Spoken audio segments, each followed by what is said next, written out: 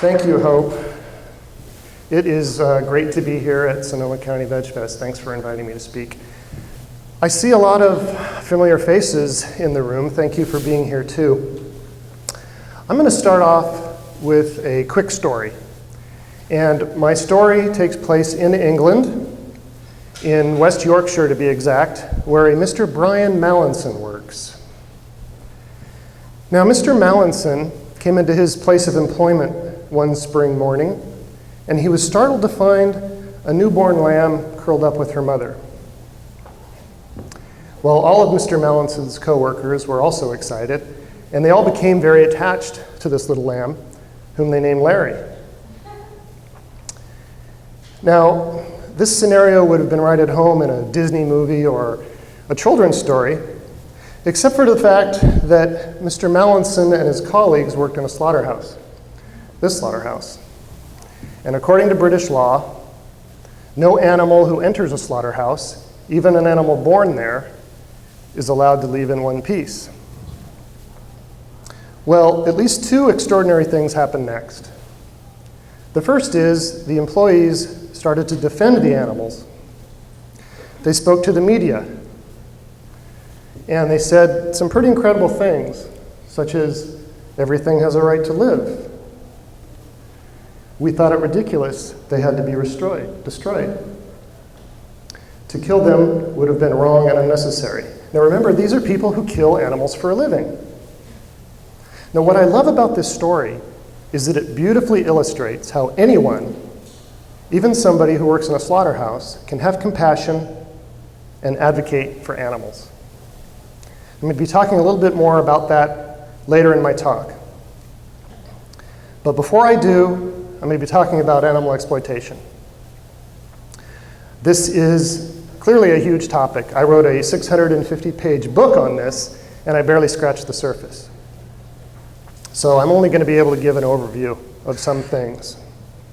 Here's what I'll talk about. Animals used for food, animals used for entertainment, animals used for clothing, animals used for experimentation and research.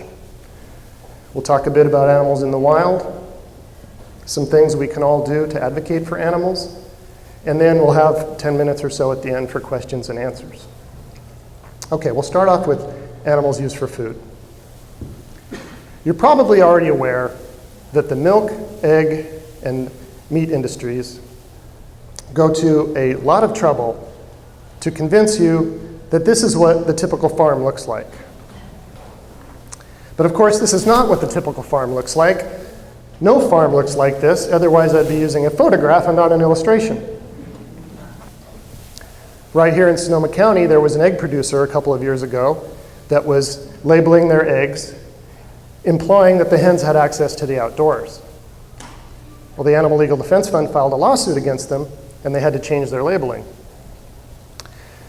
This is what a typical egg farm looks like in this country. And let's talk a little bit about how the hens live.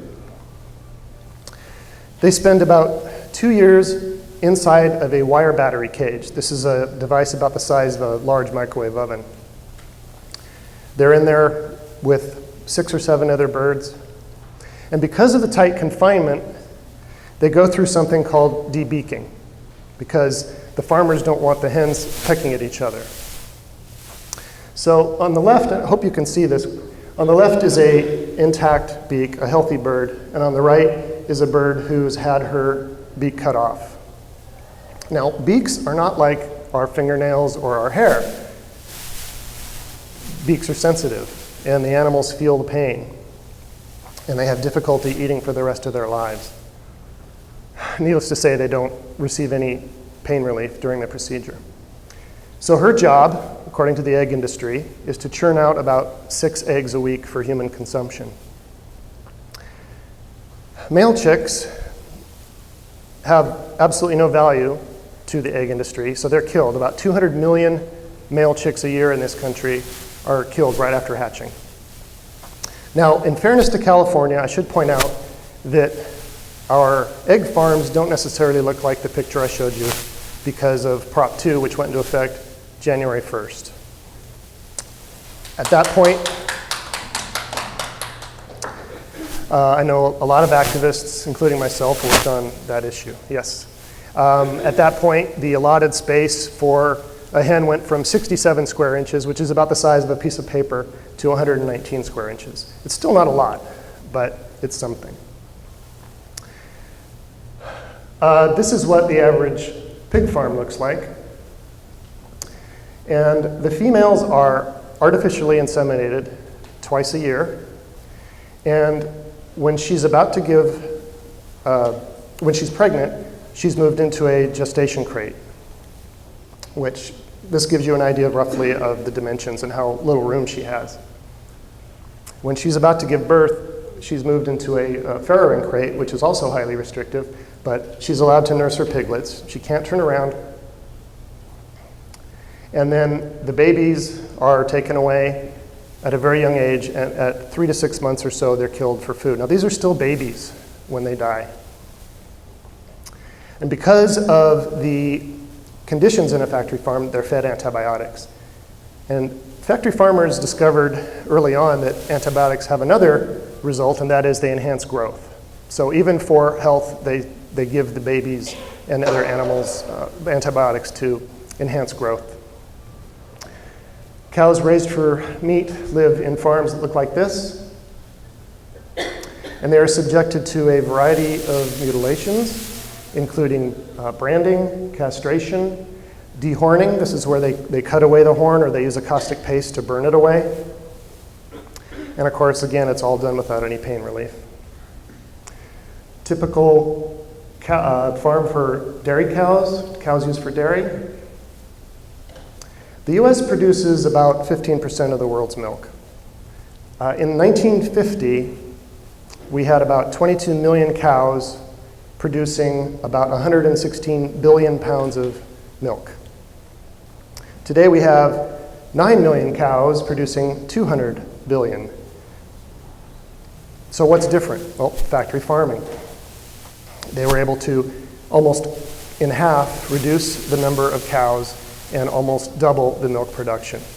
And they did this with selective breeding, antibiotics, and a bovine growth hormone manufactured by Monsanto that is banned in many countries. But there is an inconvenient truth about dairy, and that is that nature intended the cow's milk to nourish the calf. But of course, the milk industry can't make a profit if the calves are drinking all the milk. So the mothers and the babies are separated.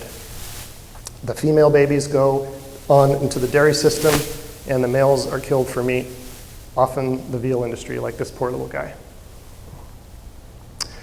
That's what activists mean when they say there's cruelty in every glass of milk. And I want to point out something else about animals in factory farms, and that is their lives are incredibly abbreviated.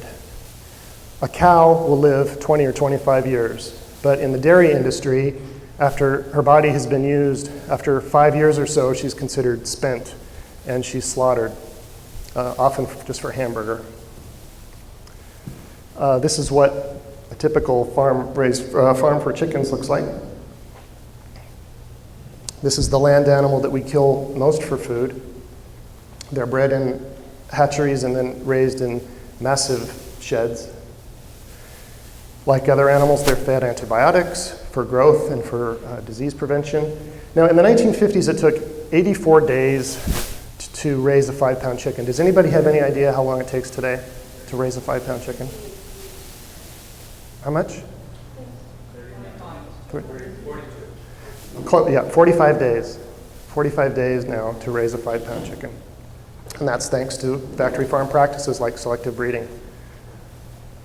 The result is you have chickens who suffer lots of abnormalities. I've been inside one of these sheds, and it's heartbreaking to see chickens whose bodies are so large their legs can't even carry them. Their legs will break and they can't make it to the water or to the food. I want to mention fish because fish are often overlooked in our discussion of animals used for food.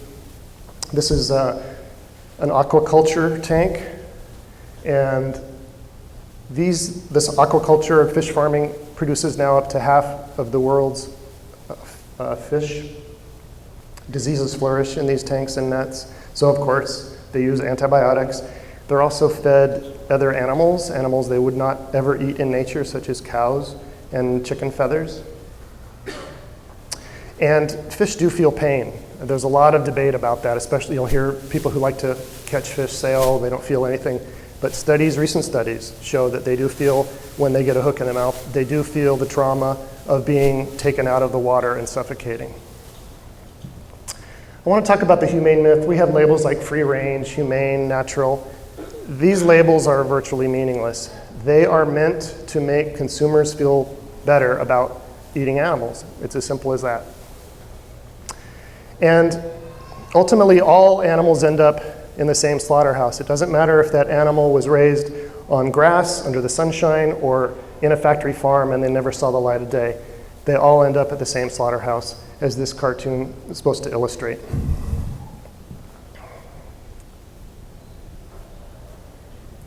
I want to mention rabbits also when I talk about animals raised for food.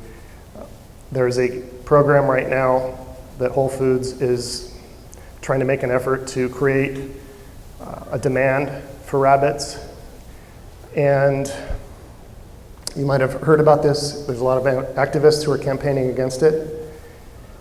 And I want to clarify that the activists that I know are not saying that rabbits are more deserving of moral consideration than chickens or cows or pigs or fish or any animal killed for food. All they're saying is that Whole Foods doesn't need another animal to exploit and kill for profit. Whole Foods is a trendsetter, and if their program is successful, more stores will start selling bunny meat. All right, let's talk about animals for entertainment for a bit. Another huge topic, I'm going to limit my discussion to 4 things: zoos, circuses, marine parks and aquariums, and then just a little bit about blood sports. A lot of people think of zoos as these sanctuaries, all right? These are places where animals supposedly have all their needs met. They get veterinary care, they get fed regularly, they don't have any natural predators, and that's all well and good, but there's no zoo that can meet the needs of any animal who should be living out in nature. And what results is animals in zoos suffer abnormal, repetitive behaviors that biologists call stereotypies. And these are, examples would be pacing back and forth, or I saw an elephant a video of an elephant in the Portland Zoo who looked like she was dancing. In fact, one of the customers there, we were kind of laughing, saying, oh look, she's dancing. No, she's going crazy. Also, about 50 years ago, the zoo industry discovered that baby animals bring in more customers. And so they started to ramp up their breeding program. And the result is you have animals getting older who are of no value, and I use value in quotes, no value to the zoo industry, and so they become what they call surplus animals. These animals are sold to hunting ranches, they're sold to roadside zoos, they're sold to biomedical research labs, and often they're just killed to be fed to the zoo's big cats. You might remember last year, around February, there was a giraffe at the Copenhagen Zoo who was killed and fed to the tigers. Also, lifespans are shortened drastically for many of these animals. Elephants, for example, live about half as long in zoos as they do in the wild. Everything I said about zoos applies to circuses pretty much, except it's worse, believe it or not. Animals in circuses spend about 91 to 99% of their time in cages that are even smaller than they would in zoos. And they're transported all over the country. And you don't see animals performing tricks in the wild. You don't see tigers jumping through flaming hoops, even if you could go in the wild and find a tiger. You don't see elephants bouncing on balls. You don't see bears riding on tricycles. So these animals have to be trained. They have to be coerced through beatings or having their food withheld. Okay, marine parks and aquariums. I'm going to talk just about whales and dolphins. These animals are routinely captured in the wild. This doesn't happen so much in the United States because it requires them to get a permit because of the Marine Mammal Act of 1972. So what they do is with highly intelligent social animals who will swim for miles in the open ocean, they'll put them in these tanks and they navigate their world with something called echolocation. And this is like sonar. And in a tank, that sonar bounces off walls and it's incredibly frustrating. And so all of these animals that you see in the United States lately are bred, or sometimes inbred, and then often their babies are taken away. So they're not even allowed to enjoy that bond with that infant that they gave birth to. I want to talk about two examples about health impact of orcas in captivity, and the first one is the dorsal fin. Now here we have a pod of orcas in Puget Sound, and they obviously have these very healthy, upright dorsal fins. And this is what you find in almost every single orca in nature. In captivity, however, we see collapsed dorsal fins in almost every single orca. This is Tillicum, who lives in SeaWorld Orlando, and you can see that his dorsal fin is completely collapsed. Again, this is an indication of poor health. It's an indication of living in captivity. And the reason that his dorsal fin is like this is a bit of a mystery to scientists right now. Some of them speculate it has something to do with living underwater, and that animals living in nature, orcas and dolphins, have that water pressure acting upon those dorsal fins and keeping them healthy and upright. However, in captivity, the animals are spending so much of their time above water or near the water that that water pressure can't act upon those dorsal fins. Second thing I want to talk about are orca teeth. I hope you can see how healthy these teeth are. This is an orca who's obviously in the ocean. You can see that all of her teeth are intact. But in captivity, remember what I said about stereotypies. The behaviors that orcas exhibit when they're going through stress, they're going through psychological trauma, they'll swim around in constant circles because they've got nowhere to go. The other thing they'll do is they'll gnaw on any surface they can find. It could be the bars between two tanks, it could be the walls of a tank, it could be the floor. Sometimes they'll try to peel paint chips off the bottom. So what happens is their teeth crack, and that can lead to a fatal infection. So staff at parks like SeaWorld or Marine Land have to take a variable speed hand drill, and they drill into the tooth, and then they flush out the dental pulp. And they have to flush out the dental pulp every day. And they do this without any painkiller. Imagine going to the dentist and having the dentist drill into your tooth.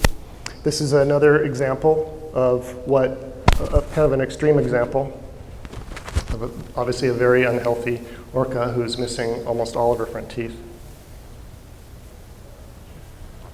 And as far as blood sports goes, I'm just going to say don't participate. Please don't patronize any blood sports. Bullfighting, dogfighting, cockfighting. Clearly this is not something we should ever be supporting, but I just had to mention it. There's a lot of movement now in Europe to ban bullfighting. I know it's considered to be cultural in some countries, but we don't need this. Okay, animals used for clothing. I'm going to start off with wool because it's considered to be probably the most benign animal fabric. But the reality is that sheep are often abused by workers on wool farms, sheep farms. They're punched, they're stabbed, they're kicked. And there's also this practice called mulesing. And this is something that occurs mostly in Australia because they're the #1 producer of wool. And Australia has what's called the blowfly. And because the backside of the sheep in her fleece will collect urine and feces and other impurities, the blowfly will lay her eggs in that area. And when the eggs hatch, they'll eat away at the flesh of the sheep, and that can cause death. So rather than coming up with some sort of humane way of treating this, and don't worry, I'm not going to show you any photos, the wool producers simply cut off the backside of the lamb. They just remove a nice chunk of flesh, and then that scabs over, and it's smooth, and the blowfly doesn't have a place to lay her eggs. However, even as that process is healing, that still invites fly strike, so it's not an ideal solution by any sense. Also, like other animals in animal agriculture, eventually sheep who are producing wool, they start to produce less wool, and they're considered spent. Just like hens, just like cows in the dairy industry. So these animals are sent off for meat. They're killed for meat. In Australia, they're packed onto these giant cargo ships, and tens of thousands of animals per ship, and they're sent off to the Middle East, and it takes them up to a couple weeks to reach port. Large percentage of these animals die on the way from various diseases and exposure. And once they get there, they're killed for meat, or they're killed for animal sacrifices, for religious sacrifices. About 6 million a year. Leather is probably the fabric that comes from animals we're most familiar with, but they come from a lot more animals than just cows. So I wanted to just acknowledge these other animals. Buffalo, elephants, goats, horses, sharks, sheep, etc. So there's no limit to the human imagination when it comes to cruelty.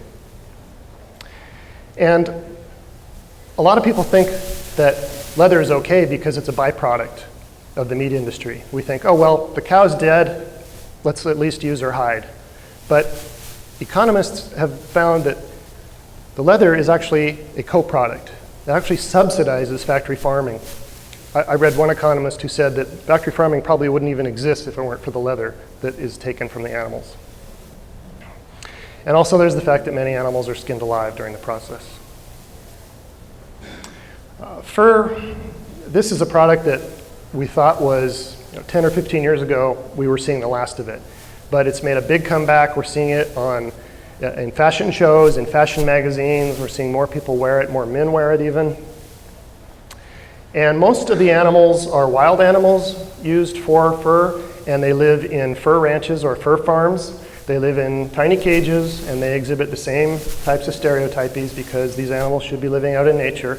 And so they go crazy, they gnaw on themselves, they self-mutilate. And the others are trapped in the wild, about 3 to 5 million a year. And the traps that the fur industry uses are completely indiscriminate. They're not marked, fox only or coyote only. Other animals need not apply. I mean, they'll catch dogs, cats, endangered species, birds, it doesn't matter. And these animals are considered trash. They're actually called trash animals by the fur industry. Animals used for experimentation, we're basically talking about 3 main types. Animals used for biomedical research, for product testing, and for education. And probably frogs dissected in biology class in high school is the example we're most familiar with when it comes to education. So I'm going to talk just about a couple of these things. First is drug testing, and I want to point out that testing a drug on an animal doesn't guarantee that it's completely safe for humans. Humans die even when a drug tests safe on an animal. The FDA says about 92% of drugs tested on animals that prove safe fail in human trials. Cosmetics testing, I'm sure everybody is aware of this, but we have products like soap and toothpaste and makeup, and to test these products, We have caustic substances that are dripped into the eyes and nose and mouths of animals, or the animal's skin is abraded, and then the makeup or whatever is applied just to see how it responds. This is completely unnecessary. Unfortunately, more than 30 countries in the world recognize this, including the entire European Union. There's absolutely no law in the US that requires this. The FDA doesn't say you have to test your products on animals. There is legislation working its way through the system now, the Humane Cosmetics Act, that if it's passed and it's signed into law, would ban cosmetics testing on animals in this country. Education, just a few things I want to mention, and that is that kids experience trauma and stress when they're forced to dissect animals in class. And this can impair their cognitive ability. It can actually affect their ability to learn. And also, it may desensitize children. They start to think of animals as objects instead of individuals, which is what they are. And so, in California, we have a law, fortunately, that K through 12 students can opt out. Talk a bit about animals in the wild. I hope you can see these rabbits. I just love this picture. Had to throw it up there because I just have a special fondness for rabbits. Kind of just calms me to see it sometimes, how they're out there having fun. But I have to give you a few sobering facts anyway. And that is that on average 25 to 150 species of animals go extinct every day. We are now experiencing the worst period of species die-off since the dinosaurs, 65 million years ago. And unlike the dinosaurs, what we're experiencing now is all human-caused. 99% of currently threatened species are at risk because of human activity. Okay, climate change, habitat loss, poaching. I'm going to give you 3 examples. First, tigers. A century ago, they estimate there were 100,000 tigers roaming around Asia. Does anybody know how many tigers are left in the world today? You guys are close. 3,200 in the wild. There are more tigers living in captivity in the United States than there are living in the wild anywhere in the world. 5,000 in captivity versus 3,200 in the wild everywhere else. Elephants have been under siege for their ivory tusks for centuries, but recently they reached a tipping point. Just last year, there are now more elephants being killed than being born. There are about 100 elephants killed a day, about 1 every 15 minutes. And biologists say that at that current rate, these animals will be extinct in about 15 years. And lastly, I want to mention orangutans. They're not animals that we typically kill to eat, but we do displace them because of our love of palm oil. And palm oil is an ingredient found in about half the world's household goods: cookies, crackers, cakes, cereals. It's very difficult. Peanut butter, one of my favorite foods. It's really hard to find foods that don't have palm oil or other products. Malaysia and Indonesia are the countries that grow the most oil palm trees, and basically what they do is they just clear-cut rainforests, and then they grow these neat rows of oil palm trees. So it displaces the orangutans. And this is just a heartbreaking picture of a poor orangutan looking over what was once his habitat. All right, that was all very sad news, I know. But there's good news, and that is that we can all do something about the things I've shown you. First thing we can do, obviously, is go vegan, if you're not vegan already. Great resource is an organization that I volunteer for, Food Empowerment Project. You can check out their website, foodispower.org. They have a lot of resources to help people go vegan and stay vegan, including a vegan newsletter that's free. Clearly, don't go to any businesses that patronize, that keep animals in captivity. Don't wear animals. There are so many alternatives today. I just read yesterday that vegan designer Stella McCartney is creating a vegan wool. I mean, if anybody can do it, she can do it. Try to avoid palm oil. I know that's hard, but just read labels. Do your best. Don't buy products tested on animals. And I'm going to show you my favorite symbol, the leaping bunny. Look for that. You can also speak up. Share information you learn with family and friends. Ask your elected officials to support pro-animal legislation. I know it seems intimidating to pick up a phone and call your representative, but it's super easy. Most of the time you're just talking to an aide anyway. Just say, hey, I'm asking the representative to vote yes or vote no, support or not support this bill. Please ask Whole Foods not to sell bunny meat. I'd really appreciate it, and I know people in this room who would. You can use your writing skills. If you're a writer, you can write letters to editors. You can write op-eds. You can do blogs. You can write magazine articles. You can donate or volunteer your time to organizations. There's a few that I know that work on oppression beyond just animals. You can get active. If you're feeling a little more ambitious, you can volunteer at a local shelter. We have shelters in Sonoma County and nearby Marin County that would love to use your help on a Saturday, or have you come out after school, or just anytime you can donate to socialize animals. You don't have to do anything dirty. You can just go in there to hang out with the cats or pet the bunnies, which is what I like to do. And here's just a few of the groups that I'm familiar with. You can get even more active and you can protest. We have a protest every month in Petaluma at Petaluma Poultry, where we come out and just hold up signs. We make people aware that they're driving by a place where chickens are being killed. If you're interested in doing this, come by the Food Empowerment Project table. We'll tell you more, or you can check them out on the website. We're also on Facebook. Compassionate Living, the group that organized this event, has lots of stuff going on. They have film screenings, they have guest speakers, they have potlucks. I know that Hope would love to have you participate if you don't already. And finally, we have a protest at Six Flags. I think the next one is September 19th. Six Flags in Vallejo has animals in captivity. I think it's the closest marine type park in our area.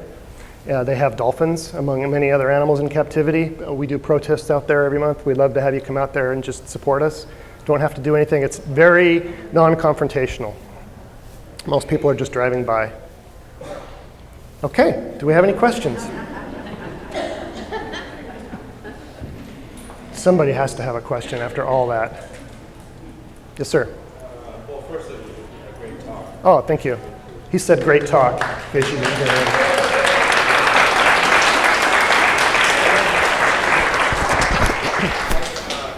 We hear so often about the male chicks in the egg industry being killed. Mm-hmm. I've heard recently, and I didn't know if it was true or not, that for broilers, the chickens that we eat for food, right. Nearly all of them, or all of them are female, and the males of that breed are killed as well. Do you know anything about that? I'm not. I don't know that that's necessarily true. He's asking if, in case you couldn't hear, if the chickens raised for meat are all one sex or another, one gender or another. I don't think they're all male or female. No, I don't think so. Right. All these intelligent, yes? What's the name of your book that you wrote on animal cruelty? Well, it's Bleating Hearts. It's on the right. Yeah, Bleating Hearts. And the first one I wrote is Striking at the Roots. Both of these books go into a lot more detail about what I've talked about. I'll just leave that slide up here for a little bit.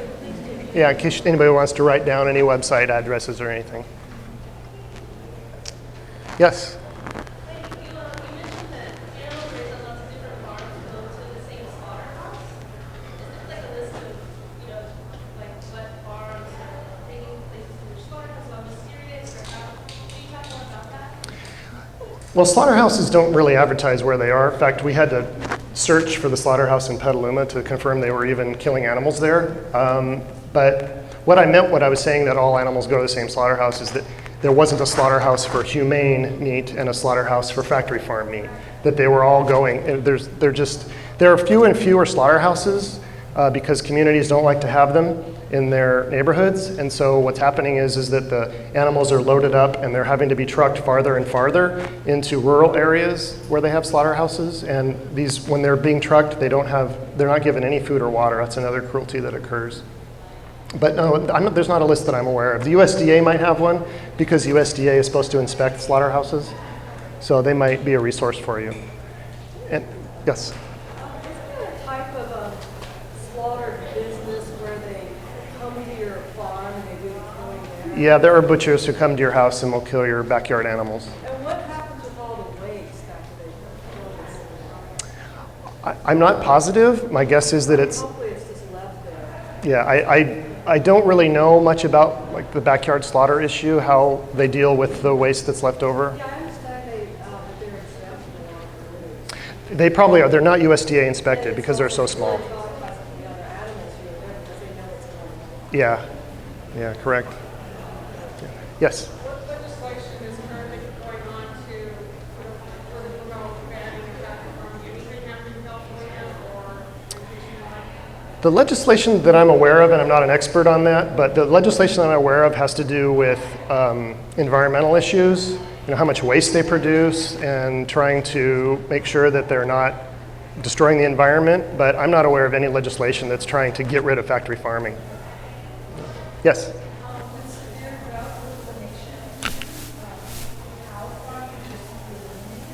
Yes. Yes, absolutely. No.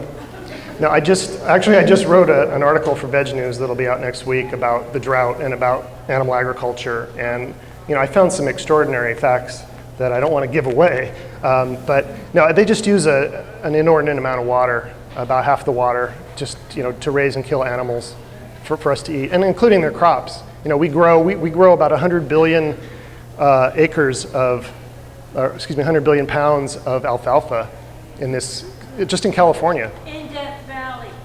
Yeah, to ship to China for their dairy industry.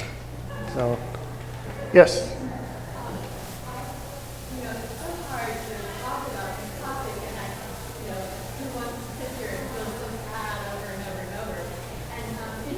Should I put that rabbit picture back up? Well, so are there other ways that we can talk to people? Because those bad when you hear about them, anyway, any suggestions? Yeah. People be willing to really think about. Absolutely. Yeah, I'm working on another book that I'm just about done with that deals with this topic, so I kind of have it in the back of my mind because I've been giving it a lot of critical thought. And I think one of the best things that we can do is we can lead by example. You know, we can just be passionate about our diet and about telling other people about it. I'm not talking about knocking anybody over the head, but just, you know, being very open. And, you know, if you have a friend who you're interested in sharing that information with, invite him or her to go with you to your favorite vegan restaurant, or give them a copy of one of your favorite videos, documentaries, and watch it with that person, and then engage in conversation afterward. I think that's very important. You follow up. Don't just say, here's Earthlings, enjoy it, because they probably won't. You know, pick something like Cowspiracy, which is very topical and not as graphic, and then talk to them about it later. Or give them a copy of a book, or bake a vegan meal, or take them to a vegan potluck. You know, show them that veganism is mainstream. We're not, you know, crazy fringe people. Actually, I'm not to sell it, but I do have a lot more suggestions in striking at the roots. And we can talk more. If you come to the Food Empowerment Project table, we can also talk about it more. Yes? May I say one suggestion? Absolutely. I found that for people who do not want to confront the cruelty and abuse of animals, the tortured animals, the most gentle way is to show people the vegan alternative, delicious vegan eggs, delicious earth balance. You can have margarine substitute. There are even vegan pot stickers at Trader Joe's. There are even vegan marshmallows you can make Rice Krispie treats with. Yeah. You show them the easy, it costs the same, it's easy to purchase, it tastes delicious, it tastes the same or better. So why not choose the vegan version? Vegan everything, there's vegan everything. Yeah, thank you, yeah, absolutely. And another thing is you can take them to a farmed animal sanctuary. That's ultimately what, I won't say converted, but convinced me that my vegetarian diet was really not what I wanted. Yes? Tell them about Happy Cow, and that veganism Yep. is an adventure. It's the most courageous thing you'll ever do in your life. It's about standing up for what is right and no longer being submissive to this carn's dictatorship. Thank you, Andreas. Thank you. Yes. Okay, I know we're about to wrap up. Was there maybe one more question? You can go to foodispower.org and click on the information about veganism, and it's called Food Chain, or you can come to the table and we can sign you up. All right, anybody else?